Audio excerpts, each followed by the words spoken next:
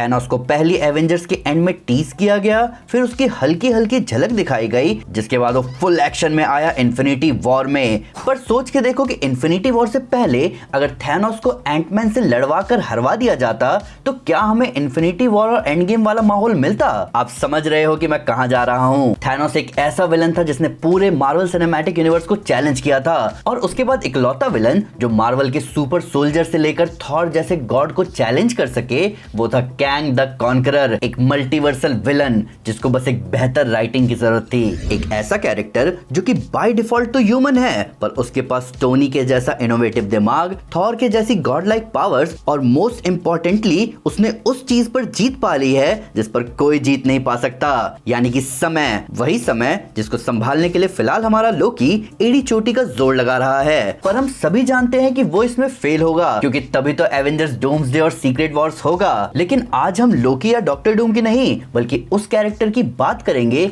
जिसमें पोटेंशियल तो बहुत था, पर एमसीयू में वो सिर्फ एक मूवी और 2 सीरीज तक ही सीमित रह गया। जी हाँ, मैं बात कर रहा हूँ कैंग द कॉन्करर की, जो एक बेटर एंडिंग डिजर्व करता है। एमसीयू में सबसे पहले लोकी सीरीज में हमें कैंग का एक वेरिएंट यानी कि ही हू रिमेन्स दिखा था, जिसने लास्ट मल्टीवर्सल वॉर में डायरेक्टली फाइट ना करके अपने दिमाग की मदद से विक्ट्री हासिल की और सीक्रेट टाइमलाइन बनाया ताकि फिर से मल्टीवर्सल वॉर ना हो। पर इंटेलिजेंट लोगों की खास बात ये होती है कि वो आपको ऑप्शन देकर भी आपको ऑप्शन नहीं देते, जैसे कि लोकी को ही ले लो। वो गॉड ऑफ मिस्चिफ है और एक बहुत ही खतरनाक मैनिपुलेटर भी, पर उसको ही हू रिमेन्स ने मैनिपुलेट किया उसकी जगह लेने के लिए, क्योंकि एक प्रॉब्लम थी जो वो सॉल्व नहीं कर सकता था और ना ही उसका वेरिएंट विक्टर टाइमली, और इसीलिए उसने इस लोकी वेरिएंट को उठाया और इस तरह उसकी कहानी को मैनिपुलेट किया कि वो खुद इसका सॉल्यूशन बन जाए। नहीं समझे तो मैं समझाता हूँ। सिल्वी को बचपन में प्रून करने का आज तक हमें रीजन नहीं पता चला, पर अगर आप लोकी सीजन 1 और 2 की कहानी को कंबाइन करके देखो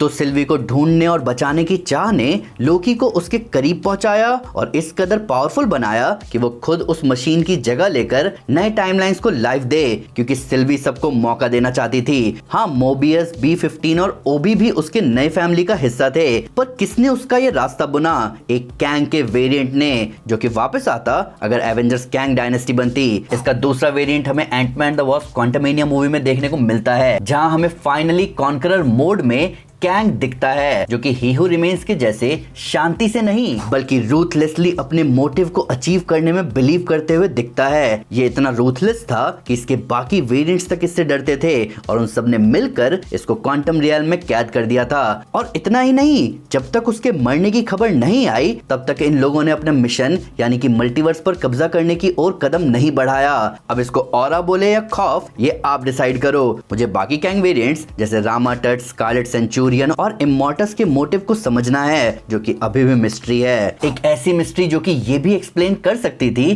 कि क्यों एक्समैन हमें एमसीयू में फेज 3 तक नहीं दिखे। अब एक्चुअल रीजंस तो ऑब्वियसली कॉपीराइट इश्यूज ही थे, पर इमेजिन करो आगे की कहानी में हमें ये पता चलता कि एक्समैन अहम रोल अदा करते हैं कैंग को हराने में। इसीलिए कैंग वेरिएंट्स, खासकर फेरो रामा टट ने एन सबा नूर यानी कि अपोकलिप्स को बचपन में ही खत्म कर दिया और सारे पोटेंशियल एक्समैन को मरवा दिया ताकि एज ऑफ म्यूटेंट्स कभी आए ही नहीं। लेकिन अब जब लोकी मल्टीवर्स का गार्डियन बनकर खड़ा है, जिसकी वजह से मल्टीवर्स फल फूल रहा है और एक्समैन जन्म ले रहे हैं जिनकी कहानी हमने अब तक देखी, तो इसका सेंस बनता है कि सारे कैंग वेरिएंट्स एकजुट होकर एक्समैन और हर पॉसिबल थ्रेट को निपटा रहे थे ताकि उनका राज बना रहे। मैं बस एक friendly neighbourhood super hero fan हूँ और मैंने बस उन्हीं पॉसिबिलिटीज को आपको बताया जो मैं बता पा रहा हूँ, पर सोच के देखो कि राइटर्स इसको और कितना बेहतर बना सकते थे। आयरन लैड और प्राइम कैंग कितने गेम चेंजिंग कैरेक्टर्स होते जो कि हमें कैंग डायनेस्टी में देखने को मिलते, लेकिन अब हमें उनके बारे में कभी पता नहीं चलेगा, सिर्फ और सिर्फ इस वजह से क्योंकि कैंग के कैरेक्टर को प्ले करने वाले एक्टर में बेसिक मैनर्स नहीं थे। इस बात में कोई शक नहीं है कि जोनाथन मेजर्स एक अच्छे एक्टर हैं जिन्होंने अपने दमदार परफॉर्मेंस से सबको अपना फैन बनाया था, पर ऐसा नहीं है कि वो रिप्लेसेबल नहीं है। कैंग को मल्टीवर्स सागा के लिए सेटअप किया जा रहा था जिससे हर मार्वल कैरेक्टर किसी ना किसी तरीके से जुड़ा था, तो ऐसे में मेरे हिसाब से कैंग को रिकास्ट कर देना चाहिए था, ताकि ना सिर्फ कैंग बल्कि बाकी कैरेक्टर्स को भी वो कंक्लूजन मिले जो वो डिजर्व करते थे। शैंग-ची के 10 रिंग्स किसको सिग्नल भेज रहे थे, कमाला के बैंगल्स भी टाइम ट्रैवल प्लस इतनी पावर्स कैसे होल्ड करते थे कि वो 2 यूनिवर्स के बीच में क्रैक ला सके, इसका जवाब हमें कभी नहीं मिलेगा, क्योंकि अगर मिलना होता तो शैंग-ची 2 की ऑफिशियल अनाउंसमेंट अभी तक हो चुकी होती और दी मार्वल्स में चेंजेस करके ईऑन का नाम नहीं मिटाया जाता। कंटेक्स्ट के लिए मैं आपको बताना चाहूंगा कि ईऑन बेसिकली एक कॉस्मिक एंटिटी है जो कि जुड़ा है टाइम, लाइफ और कॉस्मिक अवेयरनेस से, जिसका काम है यूनिवर्स की लाइफ को प्रोटेक्ट करना, जो वो एक चैंपियन चुनकर करता है जिसको वो देता है अपने क्वांटम बैंड्स। अब यही क्वांटम बैंड्स हमें एमसीयू में दिखे हैं, जिसमें से एक कमाला के पास था और दूसरा डार्बेन ढूंढ कर लाती है। यहाँ तक कि डार्बेन जिस जगह से क्वांटम बैंड्स को लेती है वो टेंपल ऑफ ईऑन था, जहाँ पर ईऑन की डेथ हुई थी, जो ये एक्सप्लेन करता है कि कैसे क्वांटम बैंड की मदद से कमाला टाइम ट्रैवल करके पास्ट में गई थी, जो कि कैंग डायनेस्टी में या सीक्रेट वॉर्स में एवेंजर्स के बहुत काम आता कैंग्स के अगेंस्ट। तो आप क्लियरली ये देख सकते हो कि कैंग की कहानी को बहुत अच्छे से बुना गया था, जो कि अगर कंप्लीट होती कैंग को रिकास्ट करके तो हम फैंस को बहुत मजा आता और इन्फिनिटी वॉर और एंड गेम वाला एक्सपीरियंस हमें दोबारा मिलता। पर ये अब होने से रहा, क्योंकि क्वांटम मेनिया के फेलियर का बिल कैंग पर फट गया, जबकि उस मूवी की कमी थी राइटिंग ना कि कैरेक्टर। मोडॉक का भी उस मूवी ने मजाक बना दिया और केसी लैंग को इतना स्मार्ट दिखाया गया कि हैंक जो कि एस्टैब्लिश साइंटिस्ट है वो एंड तक डम लगता है, जब तक वो फाइनली एंड में एंटमैन की तरह शाइन करता हुआ ना दिखाया जाता। अब इस कैंग द कॉन्करर ने थॉर जैसे पावरफुल एवेंजर को भी हराया था, पर यहाँ वो अपनी छाप छोड़ने में कामयाब नहीं रहता, जिसकी वजह से सब कैंग को हल्के में लेने लगते हैं। पर यहाँ से भी कमबैक हो सकता था